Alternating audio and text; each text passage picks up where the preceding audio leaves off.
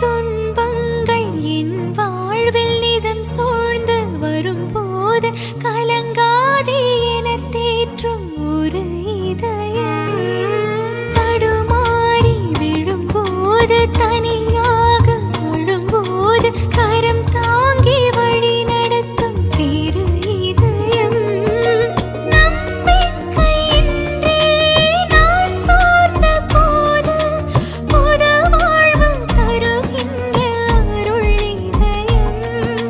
பாசங்கள் பந்தங்கள் பிரிந்தாலும் கூட துணையாக என்னோடு வரும் இதயம். என் இயேசுவின் இதயம், என் ஆண்டவர் இதயம்.